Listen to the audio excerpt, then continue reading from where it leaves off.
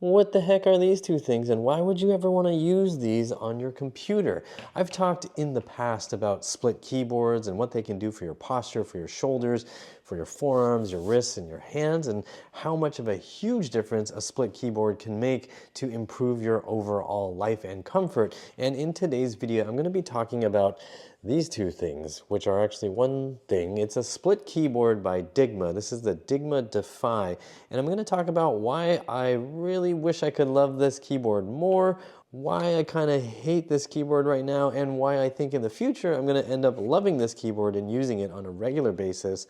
But I'm going to explain why right now I can't use it on a regular basis, even though I love the way it feels and I really, really want to. So if you're ready, let's get ready to think right, move right, and type right. I mean, like, type correctly, not type on a typewriter. I hope that's clear. We're talking about keyboards. And full disclosure, Dygma did send me this keyboard for free to test and review, but they're not paying for this video. They didn't sponsor this video with money. The only financial incentive I have in relationship to this keyboard and Dygma is that I have an affiliate link, and if you buy using my affiliate link, I do get a small commission from each sale, and that helps support future review videos like this one and exercise videos that I make on a regular basis. So I appreciate it if you use my affiliate link if you find that this keyboard is a good fit for you. So just to get this out of the way, the version of the Dygma Defy that I've got in my hands is kind of pricey. It's got a built-in tinting kit, which is amazing. It has underglow, meaning it has lights under here that glow, and it's got per key RGB, which is a very nerdy way of saying it can do different colors under each key, and you get to decide what color is under each key. These kinds of features, including the integrated cool magnetic wrist rest pad and super nice aluminum body and heavy duty premium feel, make this a pricey keyboard. It's also wireless. It can connect by Bluetooth and also RF, and that's all kind of amazing in the mechanical split keyboard space, which means you shouldn't be surprised that this keyboard costs around $600 US as it's configured. There are some cheaper versions that are wired and don't have the tinting and all that stuff, so you can get this keyboard cheaper, but why would you when there are all these cool options available to make your typing experience amazing? The answer is you don't have $600 to burn on a keyboard, or you're just not that into spending that much money on keyboards, which I think is totally fair. Frankly, I don't think this keyboard is for everybody, so I'm going to talk about the use cases and some of the reasons why you wouldn't want to get this keyboard. But first we need to talk about why you would want a split keyboard in the first place. What's the point? The point is a split keyboard helps you sit up straighter and taller. It helps you keep your shoulders and chest open when you are typing, and a keyboard like this with programmable keys, a programmable layout that you can customize to your heart's content, can help you avoid painful little contortions that you have to do with your fingers and your wrists and your hands when you're typing. You may have never considered the fact that the layout of the keyboard is not actually designed to make you a better, faster typer. The layout of the keyboard is actually to make you a little bit of a slower typer, because back in the day of typewriters, they needed to slow down typists so that they wouldn't cause collisions between those little levers that each key controlled.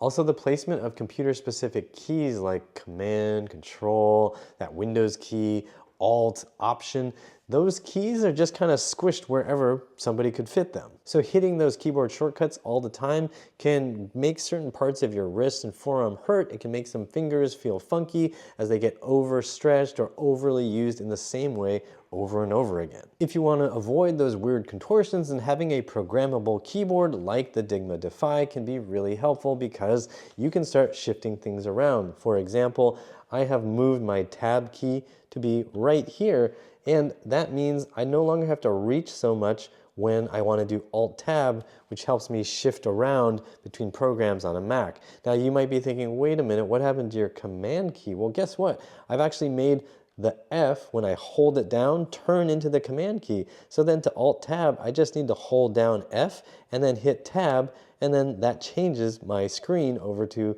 the application switcher in Mac OS. Contrast that with how I would normally have to do that, which is to get my thumb on the command key and then my pinky over here on the tab, and you can see I'm contorting here, and then doing this a lot ends up hurting my wrist right here, and then my pinky gets a little funky if I do that over and over again, which I do probably 100 or 1,000 times a day. There are in fact other keyboards that allow you to program your keys yourself, like the ergonomic EZ or the Moonlander, and a whole other array of crazy keyboard options that I'm not even going to get into. Another interesting feature and a reason why this is not exactly an everybody type of keyboard is the fact that the keys are lined up in a column staggered layout. Now you might be wondering, what is column staggered? That means that the keys are all lined up in columns and it's not in straight perfectly aligned rows. So you can see that the pinky column here is actually a little bit lower down to where my middle finger will sit. And they're all just kind of slightly adjusted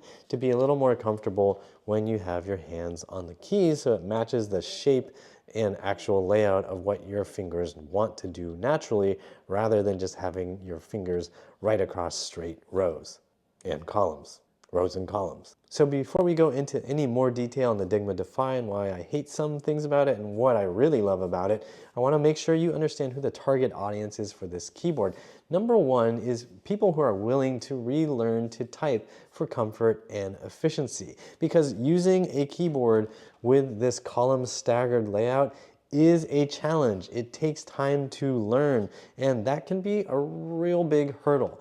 I know for me, it took months to start feeling comfortable and capable on a column staggered keyboard layout. And I know most people, or a lot of people anyway, are probably going to find that really frustrating, really challenging. And you have to be willing to sacrifice some productivity for a little bit of time while you train and get used to it. Another segment of the population that might love this keyboard is gamers. Gamers, for whatever reason, seem to be really big on having keyboards that have specific lights and all that stuff. And it's actually kind of helpful, because one thing you can do is set up layers on your keyboard to have different functions. Like if I hold this button down, you can see different keys light up, and that means I now have different functions for my E, S, D, and F that allow me to navigate, and that's super cool, super awesome. W and R are my home and end keys. I can use T and G to be my page up, page down keys, so I can navigate documents a lot easier, websites a lot easier, and when I'm doing things in Final Cut Pro to edit videos, I can also use those functions to navigate around the timeline.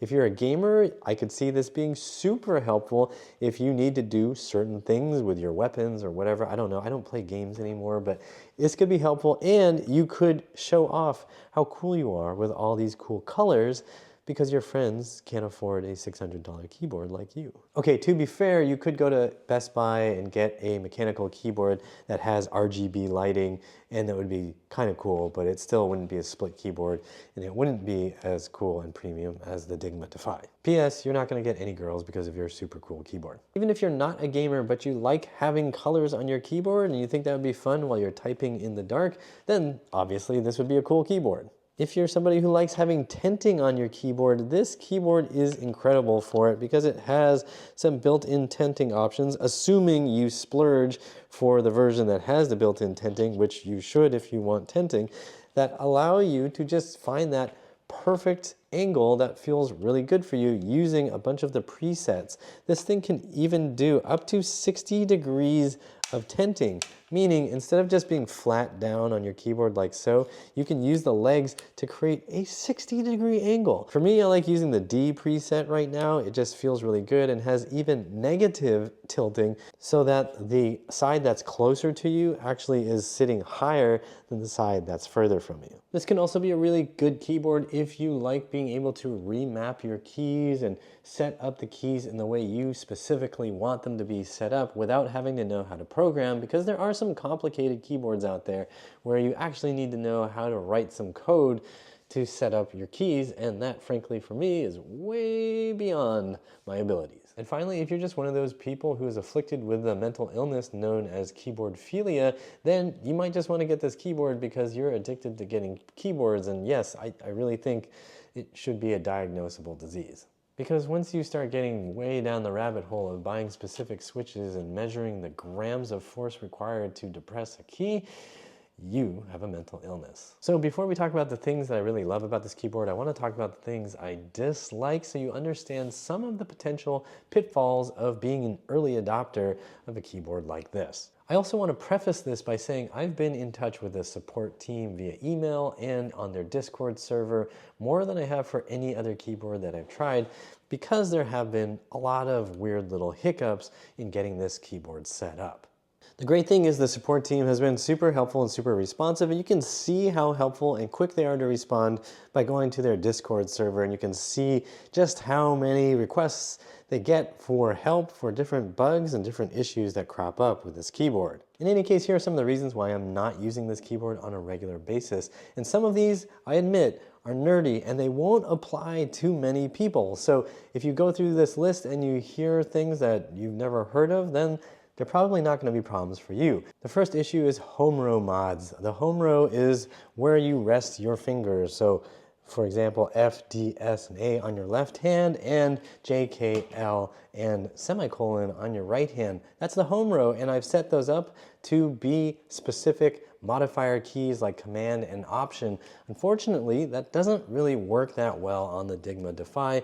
There are multiple misfires that happen throughout the day, which means when I'm trying to use my modifier keys, they'll work, but then when I'm typing normal sentences, those keys will turn into the modifiers when I don't want them to, and that creates weird output. When I'm typing the word D-O, for example, I will often get an O with a line through it because it's interpreting my press of D and O really fast as Option O, which gives me that weird symbol. On other programmable keyboards that I've used, there are ways of making sure that doesn't happen, and just by default, it doesn't happen nearly as often as on the Dygma Defy. And yes, I have asked Dygma about it, and they said they are actively working on a fix to make that better and to make it easier to set things up so that you don't get random misfires. If you're somebody who uses home row mods and you do get this keyboard, make sure you use the dual function settings right now to try to dial in your home row mods. That currently is the best way of doing things. If you use super keys like I tried, you'll run into some other issues. Super keys on the Dygma Defy are a beta feature, and the super keys allow you to do all kinds of modifications to each key. For example, I have set up my R key to just be a normal R. But when I hold it down, it becomes more than just a normal R, it becomes Command R. So if I hold it down, it will send Command R to my computer, which on a browser will mean it'll refresh.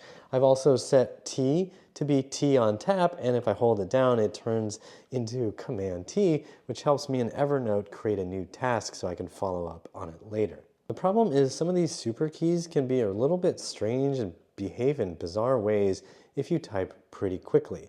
I usually type over 90 words per minute and sometimes reach peaks of around 120 words per minute, and that creates weird issues. So when I'm typing quickly, sometimes when I hit a normal key followed by a key that has a super key designation, that super key function, I will actually get those two keys to output in the wrong order for some weird reason.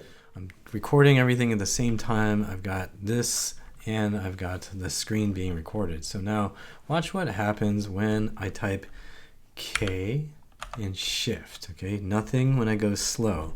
But when I go fast, I get K capital, even though I hit K and shift in that order, right? So again, I'm gonna go to the new line, K shift, doesn't do anything, but if I go K shift, it gives me capital K.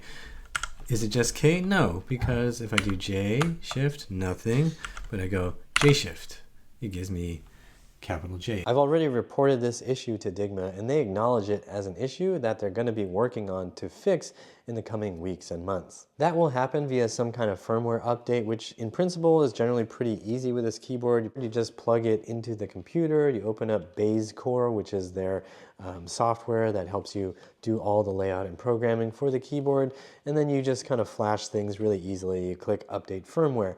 Unfortunately, when I first got this keyboard, I tried to update the firmware and it bricked the keyboard right away, and then I had to do some really kind of annoying, complicated steps to reset the keyboard to its factory defaults. And that made me skittish every time I had to do a firmware update. And then on a subsequent firmware update, the right side lighting broke for some reason. It just stopped lighting up until a bunch of random attempts of turning on and off, restarting and doing something else, I don't even remember, eventually restored the keyboard to normal function. But my experience so far with the firmware updates has been less than stellar. I was really shocked that the firmware was that buggy, but then when I consider the fact that this is a pretty new keyboard, like this is their first gen run of this, I understand like, okay, there's gonna be some bugs to quash. And in talking with the people at Dygma, they have said that they are working on a new way of doing the firmware updates that should make things a lot more stable so things don't get wiped out and destroyed, because there are some kind of very sad stories of people losing a bunch of their programmed keys and layers when they do firmware updates that you can see on the Discord chats. And finally, after having the keyboard for a couple months and figuring out generally the layout that I wanted on here, I decided to switch into Bluetooth connections to connect from keyboard just straight into my computer. To do that, I just need to plug in this little Neuron. This, by the way, is the Neuron, and it just fits right in here, and then I can turn it on and it should connect via Bluetooth to my computer, and that worked just fine the first time I did it, but then a month later, I can't get Bluetooth to connect to the computer anymore, and I have no idea why. I'll probably figure that out. But I'm kind of tired of figuring out all the little random bugs and unpredictable behaviors on this keyboard. One other little quirk that I don't really hate, but which you should know about, is that the Neuron is a little bit finicky. So the Neuron is the brain, and it communicates with your computer about all the customizations that you've made, and it helps interpret your keystrokes and send them to the computer. The thing is, if you are using this, you need to know that the Neuron wants you to connect to the computer in a specific way. So when you're actually using it to connect with USB, you need to make sure that this top port, the one away from this more pointy end, this wide end port, should be connected USB directly to the computer, and then these two down here need to be going to the keyboard halves. If you mess that up and go in different orientation, it's just not going to work correctly. But that's not really labeled, and I didn't see that in the instructions anywhere. Just know that you got to go wide end, the butt of the Neuron needs to go USB directly into the computer. You cannot go from these other ports down at the more narrow end and connect to your computer. Got it? Okay, good. So those are all the reasons why I feel like I personally cannot use this keyboard on a daily basis. All those little random misfires get really annoying when I'm just trying to type something quickly. If you don't type as fast as I do, it's probably not an issue. And for probably 90% of the population, you don't type as fast as I do, so you won't run into all those issues. So now let's talk about why I love this keyboard, because there are some things I absolutely love. I'm going to be so happy when all those other little quibbles that I mentioned are fixed. So first of all, it's super comfortable. I love the way the keyboard feels. I love how solid it feels. It just feels like a premium keyboard. I like the lighting. I didn't think I would care about the lighting, but I do like the lighting. If you took it away from me, I wouldn't really care. I like the thumb cluster layout. I have medium to maybe smallish size adult male hands, and the thumb cluster feels pretty good for me. When I first started using this keyboard, I didn't like it that much. I felt like the thumbs were too close in, because I was coming from an ergodox layout, and the ergodox layout has your thumbs your thumb just is like stretched out more to reach this thumb cluster. And for many reasons, I do like that. But lately I've been finding I kind of might prefer having the thumb keys being a little bit closer in. So you can see, you know, when I'm just resting, there's a little notch here, so you can find what's generally the space bar by default. You put your fingers on there, and it feels pretty good without having to open your hand up so much. It's like just like this. You don't have to stretch open. Whereas with the ergodox, when you are putting your fingers on the cluster and you get out to this key here, it's going to be much more of a stretch, versus here which is just like, okay, well, the furthest key is just right here. It's a matter of maybe an inch difference, but it's pretty noticeable when you're reaching over to hit that far key every day. Now, I personally kind of have liked that feeling of really opening my thumb up to hit that innermost key. I use this one for my delete key, and on my other hand, it's my backspace key. And that feels nice, but I think if I want to reduce the amount of stretching, then the Dygma layout actually works really well. And I think it's actually pretty easy for anybody to hit these inner 4 thumb keys pretty easily. The outer 4 thumb keys are going to be a lot harder to hit. They require a lot more tucking. And if you have a larger hand, larger thumb, those outer keys are probably going to be a little uncomfortable to hit. You might even just like move your whole hand just to keep it a little more comfortable. So these are probably not going to be frequently used. I also really like some of the default layer options that came in BaseCore because it helped me think about how I could set up my keyboard layers to feel much more manageable and make my computer more controllable without having to move my hands around all the time. And that's been really helpful in Final Cut Pro, and that's been really helpful just even web browsing. I also really love the built-in tenting. It allows for customization that is just incredible. Being able to just pick the degrees that you want or to pick the negative tent angle that you want is super helpful, and it's so simple. Now, there is one drawback that I've noticed, and again, this is a first-gen product, so the fact that they got this nailed in as well as they have is kind of impressive, but when you do set up to some of the tenting levels, you will notice that there's a little bit of instability and a little bit of shake. Now, it's not terrible, but if you are OCD and you really want it to be perfect, you're gonna need to do something to fix that. You may need to put in a little bit of tape somewhere or add a little bit of cushion. I've seen people fix some of the rocking issues on Discord, but I just haven't gotten to the point where I care enough because unfortunately I'm not typing on this keyboard every single day. Another thing I love is that Dygma puts out some of the best videos on ergonomic mechanical keyboards out there on the internet. If you haven't watched any of their videos, you should go watch them. Dominique and the video editing team and video production team do an amazing job. Every single one of their videos is entertaining and educational. Most of their videos will just make you laugh out loud because there are just so many amazing editing choices and amazing comedic moments. I love those videos. And buying one of their keyboards means supporting amazing content production. So if that means anything to you, then that's another good reason to get this keyboard. But if none of that means anything to you, that's great, that's fine. I want to tell you one more thing about this, which I really love, and that's that the switches are hot swappable, which means there are some mechanical switches in here that you can take out and replace with different switches. This is a rabbit hole I never ever wanted to go down, but I have fallen down that rabbit hole because when Dygma first sent me this keyboard for review, they had a certain kind of mechanical switch which was called the Speed Scale Copper, and they said it'd be probably a good choice for me because I like what are called tactile switches, which is, again, this is all part of a rabbit hole you probably don't want to get involved with, but in any case, they said this would be a good switch. I tried it and I hated it. I was making mistakes everywhere while typing, and it was like mushy and felt awful. And so Dygma actually sent me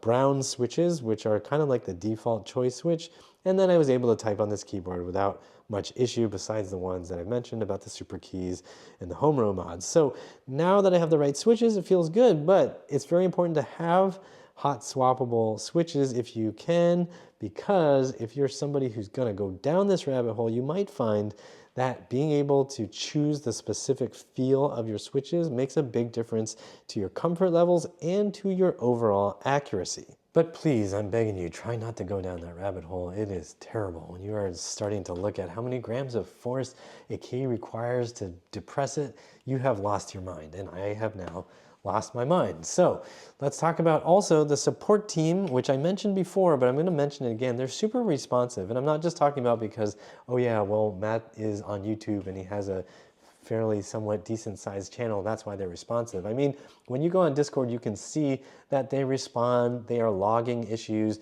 they are trying to keep track of how to improve this keyboard, and they've already put a lot of work. Like, it's clear they put a lot of work into designing and testing and manufacturing this keyboard. An example of how Dygma is standing behind their product and working to actively improve it is in the thumb cluster keycaps. So I was sent an early tester model, and it came with their custom cool keycaps, but what they discovered was the plastic that they used is an ABS plastic, and it turns out that the stems that connect the keycaps into the switches were a little bit too brittle, and particularly in the thumb cluster, in that bottom row of keys, those stems could get brittle and break, which is what happened to me when I was trying to pull the keycaps off to replace the switches. The stems just snapped. And what Dygma told me was, yes, we have identified that problem already because of reports from earlier users, and in all of our current and future production, we are using polycarbonate so that the stems don't break anymore. It's a more flexible plastic that won't be subject to this kind of brittle snapping. And so they said for any customer that runs into this issue, we send them replacement keycaps with the improved plastic, and we send them switches, because if the stem breaks in the switch, they can no longer use that switch, so they have to pull the whole switch and replace that and put the new keycaps on. I also want to take a second to talk about the Dygma Defy and its battery life and using it as a travel keyboard, since all those things kind of tie together. So I'm actually in Japan right now. I brought the Dygma Defy as one of my keyboards, which should sound crazy because who travels with two keyboards?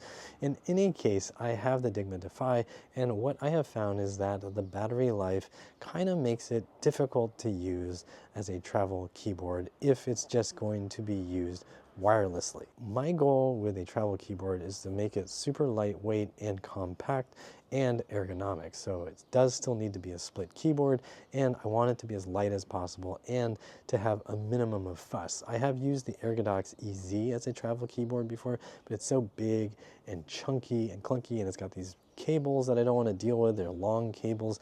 So I thought, you know, the Dygma Defy might be a good choice. And it kind of is, except that its travel case is really large. Like, it takes up more space than my laptop does, because the case itself that comes with the Dygma Defy is pretty big. And so when you slide it into your backpack, it takes up a ton of space. And it's also kind of heavy because it's a heavy-ish keyboard. It's got a really premium solid feel, but that means it's more weight. And one thing that I've noticed now, having used the keyboard for a couple months, is that if I'm using the LEDs, if I'm using that underglow, it's going to drain the battery life. You should know that. If you're using lights on a keyboard, it's going to be sucking out batteries, right? So the Dygma Defy is supposed to power itself off if the computer is off, but it's not always reliable. I've had it not work correctly. So that means if you're using it as a wireless travel keyboard, you still have to bring the wires just in case the battery dies, because the battery levels might not be reflected correctly in base core, and then you're going to be stuck. My solution so far for a lightweight travel keyboard is actually the Ergodox wireless low profile, which is from Slice MK, but it is not a keyboard I would recommend to just any normal person. If you are a keyboard enthusiast and you really like all these kinds of crazy keyboards, then it's worth checking out. But if you're just a normal person who's never used keyboards before, don't do it. Don't do it. And if you use the Dygma Defy as your travel keyboard, can you let me know in the comment section what kind of protocols you have in place to make sure you're never caught out with a dead battery? So my final thoughts on the Dygma Defy keyboard are that it has a lot of promise, but I unfortunately can't recommend it if you need to be super productive and if you're a fast typer. Going through the support threads, I've seen a lot of reports of problems with macros, people having trouble saving macros, macros not firing correctly, super keys not working correctly, and those super keys can also cause all those random misfires that I've experienced. Bluetooth connectivity seems to be somewhat problematic for people. It's definitely problematic for me, and the firmware updates are unfortunately a little unstable. Right now I'm back in the United States and I was trying to install one of their experimental firmware updates so that I could use the home row mods properly, and that bricked the Neuron, which is the device that works as the brain of the keyboard. So now I have to go through some extra steps to try to figure out how to reboot that and get that working. And I frankly don't want to take the time to do that. That being said, I seriously love the feel, the form factor, the weight. I love that it even has holes to do a tripod mount. I love the customizability of this keyboard and the overall feel. But right now with the software issues, I just wouldn't recommend it if you need to be able to rely on the keyboard to help you do more complex functions. Which puts this keyboard in a really strange position, because if you are willing to learn how to type again on a column staggered layout, you're probably also somebody who wants the extra functions to work properly and consistently, especially if you're going to be paying $600 or more for your fancy pants keyboard. And when you pay that much for a keyboard, I don't think it's unreasonable to expect that Bluetooth will connect reliably and that all the functions like super keys and dual function keys will work correctly, and that you won't get random keycaps breaking off. To their credit, again, their support staff is on top of things and seems to really try hard to make sure anybody who encounters any issues is given timely support to try to sort it out. But for me personally, I don't want to spend a lot of time wrestling with software updates and firmware updates and messing around and fiddling around with backups and this, that, and the other thing. I just want my keyboard to work. So these days I've decided to just go back to my ErgoDox EZ from ZSA, and it seems to be working fine for me. But that's not to say this keyboard has no place. I know some people love having RGB keys. I know some people are gonna fall in love with the form factor, fall in love with these magnetic wrist rests, the tenting, all that stuff. It's just unfortunately not a keyboard that fits in with me, because I like my stuff to just work, and I'm not one of those guys who likes to be tinkering with my equipment all the time if I don't have to, and especially when I'm trying to get some work done. Again, if I were a slower typer, I don't think I'd have nearly as hard a time using this keyboard. So if you aren't a super fast typer and you do love the look of this keyboard, it might be a good fit for you. If you're a keyboard nerd and you're like, I just gotta try this thing, then I would encourage you to try it and see how you like it. You might love it. I'm not a die-hard keyboard nerd yet, so tinkering around with this very gorgeous keyboard is just not in my plans in the near future, until I hear from the Discord server that things are a whole lot more stable. So for all you lusty keyboard lovers out there, if this helped you make a decision and you want to get one for yourself, please use my affiliate link that you'll find down below. If you're just an average office worker who's looking for a keyboard to make your life a little bit more comfortable, I wouldn't really suggest this. This is going way too far, way too fast. I have another keyboard I would suggest, and I'll link to that in the description box. If you just like this video, hit the like button, subscribe to the channel, because I'm going to make future videos that compare all the crazy keyboards that I've used, so it'll help you make some better keyboard buying decisions to help your body feel better. And if you just want your body to feel better and you just want to improve your wrists and shoulders because everything just feels like garbage, go to uprighthealth.com/DIY and find a program that'll help you rebuild your body at home. For all you keyb lovers out there, you might find the Thoracic Outlet Syndrome program that's part of the Shoulder Fix program to be really helpful if you've got numbness and tingling in your hands and wrists. Go to uprighthealth.com/TOS to find out more about that program. Again, like, share, and subscribe. Check out my other videos right here. And as always, I hope you remember that pain sucks, life shouldn't.